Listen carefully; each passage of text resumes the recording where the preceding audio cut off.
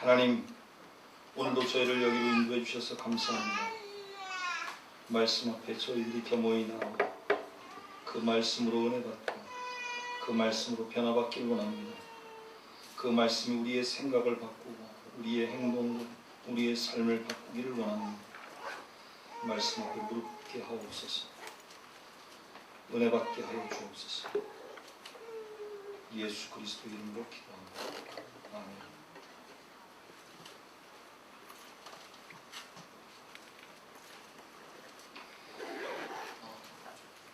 8월 마지막 주가 되었습니다. 우리가 8월을 미혹을 생각하는 달로 지켰는데요.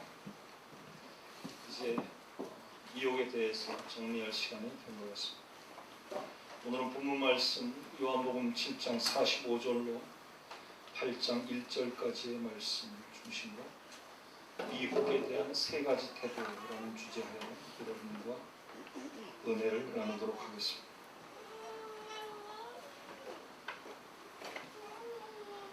미혹에 대해서 얼마나 많이 생각하시고 그 미혹의 문제를 여러분의 신앙으로 해결할 그 방법을 찾으셨습니까?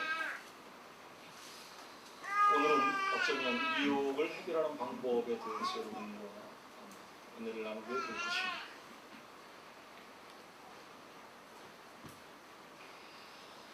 영국에 차 부족이 있습니다. 우리나라에도 그 몇몇 소수 그룹들, 특징 있는 소수 그룹들에게 붙여지는 이름들이 있죠. 예를 들어서 야타족 표현을 쓰잖아요. 오렌지족. 이 차부족이라고 하는 건, 차부라고 하는 것이 빈민가의 아주 열등한 청소년들 중에서도 삶으로부터 좀 일탈된 그런 아이들을 지칭하는 말이에요. 근데 이 차부족, 이 주목을 받게 되는 것은 이들이 몇 년 전에 버버리 회사에서 나온 모자, 체크무늬 모자가 있는데 그 모자와 똑같이 생긴, 소위 우리가 표현하는 짝퉁 모자죠. 그거를 쓰고 다니기 시작한 데서 주목을 받게 됐습니다. 그것은 어쩌면 그들이 현대 사회의 어떤 인류병, 아니면 고급 문화 혹은 고급 물건들을 선호하는 그런 문화적 선두주자 혹은 경제적인 하이 클래스들을 향한 일종의 비아냥으로 시작을 한 것인데요. 버버리 회사에서 그것을 막으려고 수단과 방법을 다 쓰다 결국 안 돼서 그 버버리 회사의 어쩌면 아주 상징과도 같은 상품이었는데 그 생산을 중단했다고 말을 들었습니다. 제가 오늘 왜 이 차부족 얘기를 꺼냈냐면, 어떤 사람이 되었든 자기의 소신을 가지고 산다는 건 참 중요합니다. 그래서 내가 돈이 많은 사람이든 적은 사람이든, 내가 권력이 많은 사람이든 적은 사람이든, 혹은 지혜로운 사람이든 어리석은 사람이든 누가 되었든 얼마나 소신을 가지고 사느냐라고 하는 것은 참 중요하다는 것이죠. 그것을 저는 늘 여러분에게 확고부동함이라고 표현을 했었습니다. 스테드패스트, 특별한 성경의 구절을 여러분에게 여러 번 소개를 했었습니다. 어쩌면 우리가 미혹을 이긴다고 하는 것은 이 확고부동함과 큰 연관이 있는 건지 모르겠습니다. 그러나 그것은 그냥 우리가 미혹에 대해서 일반적으로 생각하는 느낌이고, 더 중요한 것은 오늘 말씀 속에서 다시 찾게 될 것입니다. 오늘도 세 가지로 함께 은혜를 나눌 텐데, 백두블랭크 47절입니다. 바리새인들이 대답하되 너희도 미혹되었느냐. 이 너희도 미혹되었느냐라고 하는 이 성구, 우리가 8월 주제로 삼은 성구죠.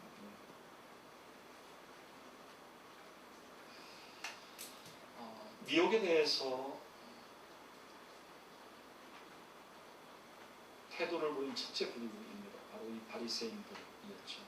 그리고 그 앞에 보면 또 45절에 대체하지 않게 표현되어 있습니다. 그리고 그 뒤로 보면 또 어떤 표현이 있냐면 당국자들, 사내들인 공유회를 표현하는 표현인데, 이런 모든 자들의 미혹에 대한 태도입니다. 지금 이 본문 말씀, 너희도 미혹되었느냐라고 하는 이 말씀은 지금 누구를 향해서 하는 말이죠? 지금 바리새인들이 그 하속들, 아랫사람들을 시켜서 예수를 붙잡으라고 시켰는데 그들이 붙잡아 왔어요? 못 붙잡아 왔죠? 그러니까 지금 바리새인들이 그들을 향해서 뭐라고 얘기해요? 너희가 혹시 예수한테 미혹된 거 아니냐? 지금 이렇게 묻고 있는 겁니다. 이 이야기는 뒤집어 얘기하면 이런 이야기죠. 자기 아랫사람들을 향해서 너희는 쉽게 미혹될지 모르지만 우리는 절대 미혹 안 된다. 이런 의미를 갖고 있는 것이죠. 그러면 이 미혹이라고 하는 의미가 무조건 미혹되는 게 나쁜 거냐? 새로운 의문이 우리에게 들게 됩니다. 여러분, 좋은 것에 빠지는 건 얼마나 좋겠어요. 그렇죠? 예를 들어서 학생이 공부에 미혹돼서 공부에 빠져서 공부에 열을 올려서 공부에 올인해서 문제될까요? 그거 아니죠. 예. 미혹이라는 의미 자체가 물론 부정적인 의미로 많이 쓰이지만 미혹되어서 좋을 수도 있다는 얘기죠. 예, 마음을 뺏겨서. 그런 이야기는 제가 8월 첫째 주에 똥판이라고 하는 영화, 양익중공들의 그 영화를 소개하면서 그 주인공, 아름다운 혹은 호기심 나는 젊은 여고생에게 미혹이 되어서 사실은 그의 모든 똥파리의 삶을 정리하게 됩니다. 그 말씀 드렸잖아요. 그래서 미혹이라고 하는 의미를 절대 부정적으로만 생각하지 말라는 말씀을 첫 주에 제가 드렸었습니다. 자, 오늘 이 바리새인들의 미혹에 대한 태도 문제는 뭘까요? 바로 그런 거죠. 딱딱한 마음. 절대 미혹되지 않는다라고 생각하는 딱딱한 마음. 왜 딱딱해졌을까요? 왜 미혹에 대해서 강한 거부감이나 강한 마음을 품었을까요? 자기 의로움이 강했기 때문입니다. 너무나 자기의 삶에 대해 자신만만했기 때문입니다. 나처럼만 살면은 이 세상에 더할 게 없다고 그냥 그렇게 너무나 교만한 그런 자리에 있었던 것이죠. 저는 그것을 그 어떤 상황에도 흔들리지 않는 완고함이라고 그렇게 표현해보고 싶습니다. 여러분, 그런 완고함이 여러분에게 있지 않습니까? 절대 내 가치를 포기하지 않으려고. 그래서 그 누구에게도 마음을 연다거나 부드럽게 대하지 못하고 그냥 내 식대로만 살려고 하는 거예요. 그것은 결코 좋은 태도가 아닙니다. 어쩌면 그것은 자신이 이미 취한 기득권을 뺏기지 않으려고 하는 그런 집착심에서 나오는 행동일지도 모릅니다. 꼭 그런 어떤 기득권이 아니라도 그런 딱딱한 마음이 있을 수 있어요. 사실 좋은 일은 아닙니다. 여러분에게 늘 제가 하는 말이죠. 소위 말해서 법대로 살면 되지. 억울하면 법대로 하라고 하지. 법을 자꾸 따지잖아요. 그럼 그 마음에는 뭐가 있는 거예요? 법이라고 하는 테두리 혹은 법과의 관계에서 내가 실수만 없으면 나는 뭐 무죄하다, 나는 뭐 괜찮다, 이런 어떤 아니란 생각. 결코 옳은 일 아닙니다. 그게 결국은 뭐예요? 그게 딱딱한 마음이죠. 그래서 법이라고 하는 것이 사실 잘못될 수도 있는 것인데 그것에 얽매여서 정말 좋은 일을 못하게 되는 게 생기는 것이죠.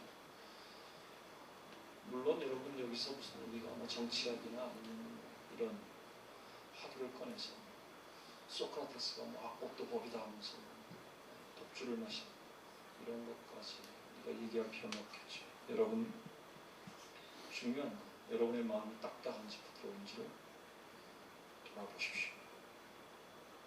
만일 내 마음이 딱딱하다면 그것은 곧 나 스스로에게 미혹되어 가고 있는 것입니다. 어쩌면 착각 속에 살고 있는 것일지도 모릅니다. 결국 미혹에 더욱 쉽게 넘어가게 됩니다. 오늘 이 바리새인들을 보면 그들의 마음을 좀 이렇게 들여다보려고 하다 보면 그들의 마음속에 있는 게 결국 뭐였어요? 미움, 질투, 시기 이런 거였습니다. 누구를 향해서? 바로 예수님을 향해서. 그러니까 자기들 말로는 우리는 율법을 옹호하는 자. 그래서 뒤에 보면 뭐가 나오죠? 율법을 알지 못하는 이물은 저주를 받은 자들이다. 49절에서 이런 말 하잖아요. 율법이 최고라는 거죠. 자기들 법대로 산다는 거죠. 그러나 그것이 사실은 전부가 아니었다는 거죠. 아무리 법 안에 있어도 법대로 살아도 그 마음속에 미움과 시기와 질투가 가득 차 있으면 그게 무슨 소용이 있냐 그런 거죠.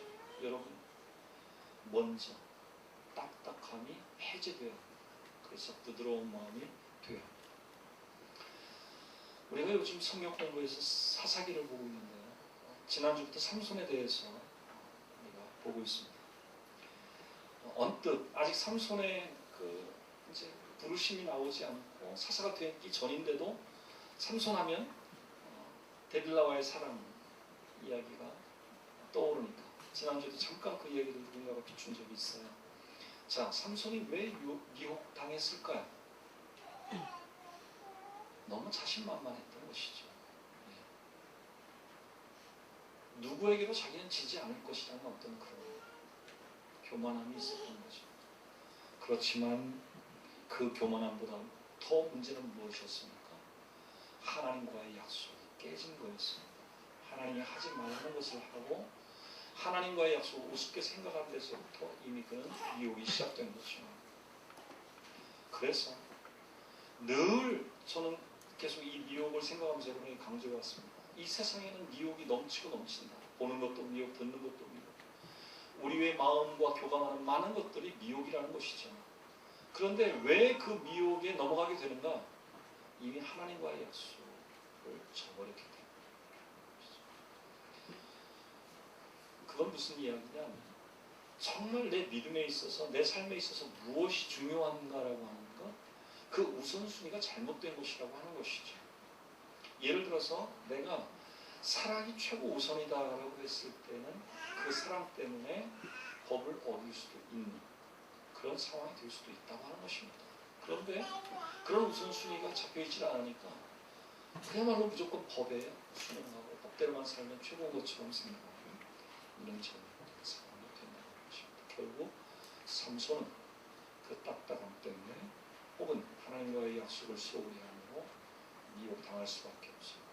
그래서 결국 그 눈도 빠지고 수모를 당하다가 결국 죽게 된 것이죠.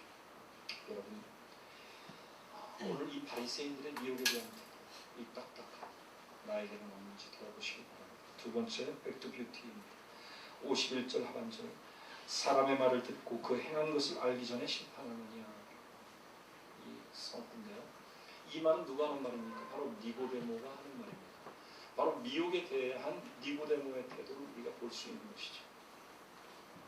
니고데모는 지금 바리새인과 대제사장들에 대해서, 특히 지금 회의 중인 그 사내들인 공의회 회원들에 대해서 지금 뭘 얘기하고 있습니다.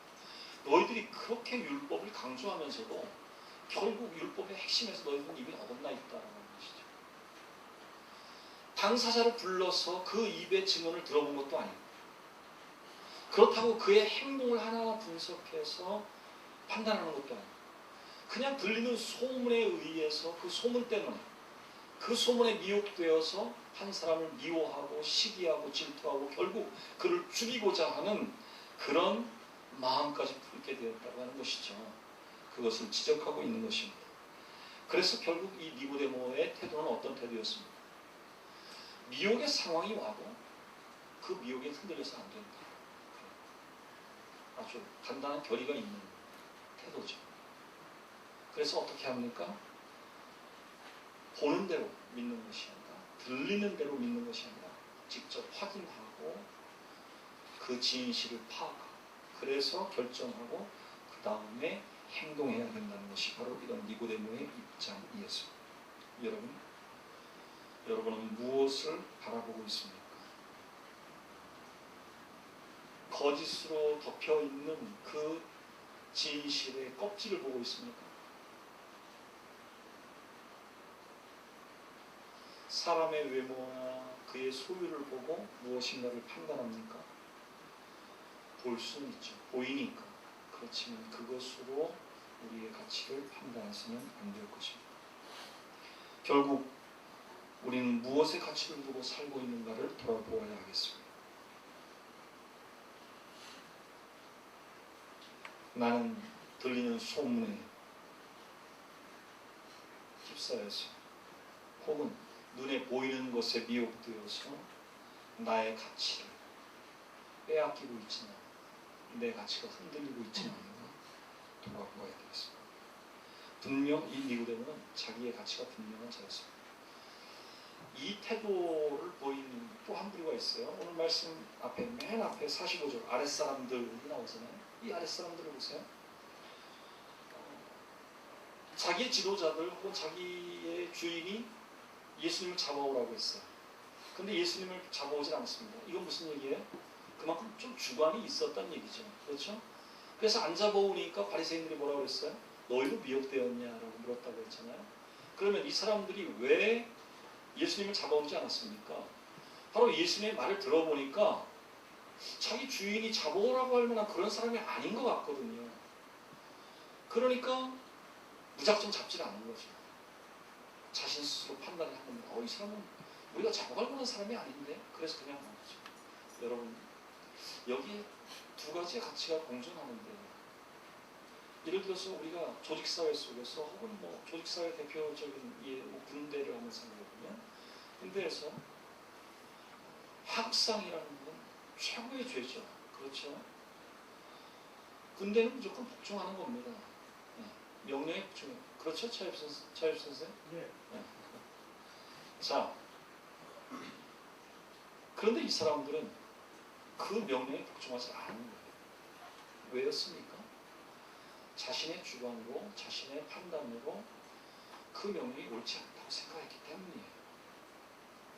어쩌면 이 아랫사람들은 바로 이 니고데모와 같은 부류의 사람이라고 할 수가 있어요.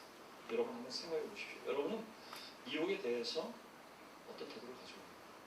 혹시 이런 아랫사람들이나 니고데모처럼 확실한 주관을 가지고 분명하게 진리를 파악하고 진실을 알아보고 그것에 의해서 내가 내 주관대로 결정하고 있는가? 그러나 사실은 이 두 번째 태도도 완벽한 태도라고 볼 수는 없습니다. 왜 그렇습니까? 이런 태도가 지나다 보면 어떤 태도가 돼요? 바리새인과 똑같은 태도가 돼요. 딱딱한 마음이 드는 거예요.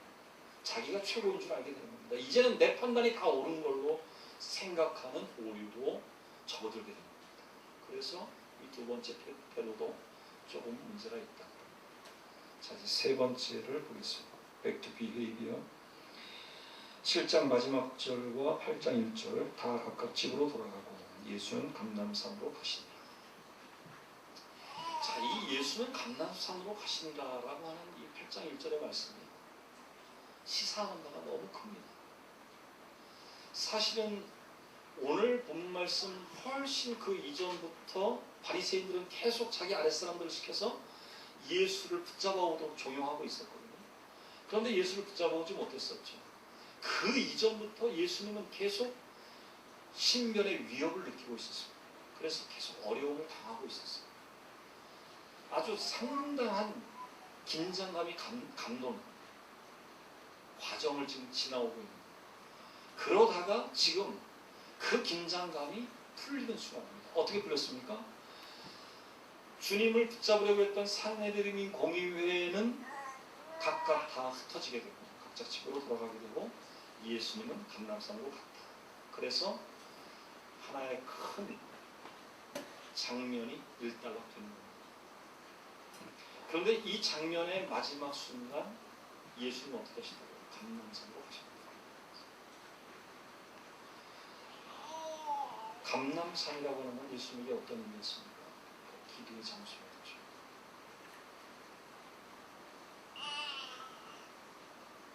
여러분,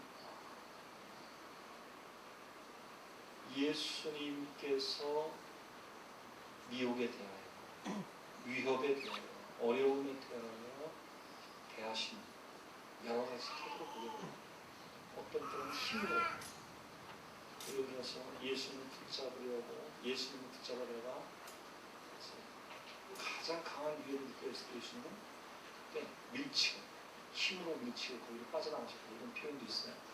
혹은 비유, 혹은 그냥 모든 지진 여러 가지 방법을 사용하시죠. 오늘 보면 오늘의 최고 늘 가장 많이 사용하시는 거 뭐예요? 기도하시는 거. 여러분 한번 생각해 보십시오. 여러분은 여러분의 삶의 많은 문제들에 대해서 어떤 방법으로 대처하고 있습니까? 얼마나 많은 문제들이 있어요 우리 삶에. 제가 지난주 한 2주 지금도 지금 너무 멍멍합니다. 거의 약을 안 먹고 있는데도 약 먹어도 멍멍하고 약 안 먹어도 멍멍하고 이제는 아주 제 몸이 이상해진 것 같은 느낌이 들 정도인데요. 건강의 문제라든지 아니면 여러분 물질적인 문제라든지 아니면 인간관계의 문제라든지 그 모든 문제를 헤쳐나가는 최고의 태도 바로 기도라고 하는 것이죠. 특히 미혹이라고 하는 문제 앞에서 우리는 그것과 맞서려고 할 때 여러분 첫째 주 말씀 기억하십니까? 사실은 미혹은 맞서는 것이 아니라고 했습니다. 맞서서 이기려고 하는 것 자체가 이미 미혹된 것이다라고 했습니다. 미혹은 기도해야 돼요. 믿으십니까? 기도하십시오. 기도한다고 하는 것은 곧 빛 아래 서는 것입니다. 여러분 제가 기도를 표현할 때 가장 많이 쓰는 표현 뭐죠? 하나님을 내 옆으로 모신다. 멀리 계신 것 같은 하나님이 기도를 통해서 내 옆에 계신 하나님처럼 느껴집니다. 그게 기도입니다. 오늘 또한 기도는 빛 아래로 나가는 겁니다. 정말 앞이 안 보이고 너무나 암담하고 방법도 없고 앞이 안 보이니까 나도 안 보여. 어두워서. 그때에 기도하는 겁니다. 그럼으로써 빛으로 들어가는 거예요. 그 빛 아래로 가니까 보이기 시작한 거예요. 뭐가 보여요? 환경이 보여요. 구분이 되는 거예요. 뭐가 옳고 뭐가 그른지. 혹은 미래가 보여요. 앞으로 어떻게 될 건지가 좀 보이게 돼요. 더 나아가서는 내가 보여요. 내가 뭘 잘못했는지. 나의 문제가 무엇인지. 여러분 빛 아래로 서야 됩니다. 빛 아래 서는 것은 곧 기도를 통해서 가능한 것입니다. 그래서 그 빛 아래서 늘 자신을 볼 수 있어요. 주님을 바라볼 수 있어야 합니다. 여러분은 미혹의 때, 미혹의 장소, 그것을 어떻게 벗어납니까? 도인처럼 마음을 쫙 비워서 자유의 날개를 펴고 다 좁은 방법입니다. 저는 미혹을 이기는 과정에서 이런 것들도 표현을 했었습니다. 그러나 이런 것들은 어쩌면 너무 쉽게 인간적인 방법으로 볼 수 있죠. 여러분 미혹의 장소, 미혹의 때를 벗어나는 것은 기도뿐입니다. 믿으시기 바랍니다. 주님이 늘 한적한 곳으로 나가시고 새벽 미명에 홀로 나가시고 어딘가로 가신 것은 무엇 때문이었습니까? 기도하시기 위해서였습니다. 오늘 이 팽팽한 긴장감이 감도는 대결 구도 속에 마지막 주님이 하신 일은 뭐였습니까? 감람산으로 가시는 것이었습니다. 기도하러 가신 것입니다. 여러분 기도 외에는 다른 방법이 없습니다. 기도하십시오. 주님에게 감람산이 있었듯이 여러분에게는 과연 어떤 장소가 있습니까? 내가 힘들 때, 나의 어려움 가운데 난 어디로 발걸음을 옮기고 있는가? 여러분에게 거듭 부탁드립니다. 바로 이 장소, 주님의 전이 주님에게 있어서 감람산과 같은 그런 장소가 되어야 합니다.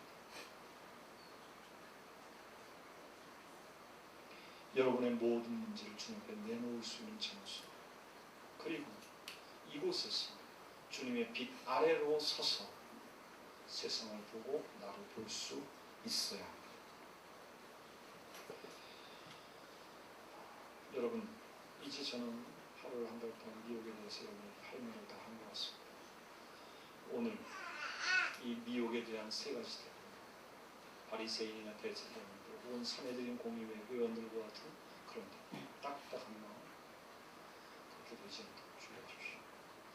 니고데모나 아랫사람들처럼 자기의 주관을 가지고 분명한 진리를 볼 수 있는 그 진리 가운데 그 진실을 붙잡으려고 하는 자세가 중요합니다. 그러나 그것도 한편 위험성이 있다고 했습니다. 마지막 주님처럼 오직 기도 매달리는 여러분 계십니다. 기도 가운데 여러분의 문제를 해결하시고 기도 가운데 여러분의 모든 미혹을 이겨내시는 여러분 되시기를 축원합니다. 기도하시겠습니다. 하나님, 오늘도 말씀하여 주시니 감사합니다. 세상은 너무나 어두워서 앞을 분간할 수가 없고 무엇이 옳은 것인지 무엇이 그른 것인지 분별할 수 없는 세상이 되었습니다.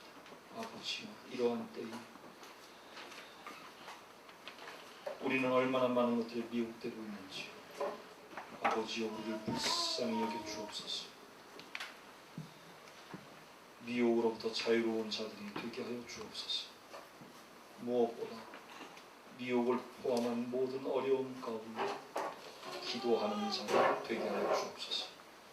기도로 모든 미혹을 이겨내는 자들이 되게 하여 주옵소서.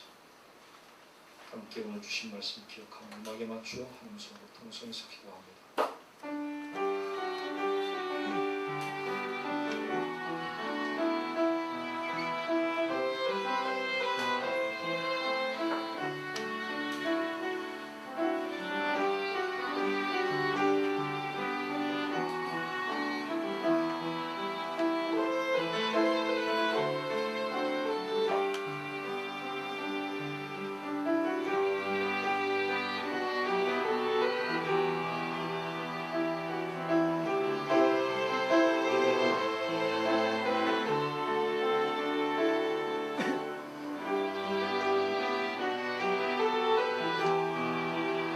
하나님 감사합니다. 오늘도 주신 말씀으로 인하여 우리가 새 세상을 보게 하여 주옵소서.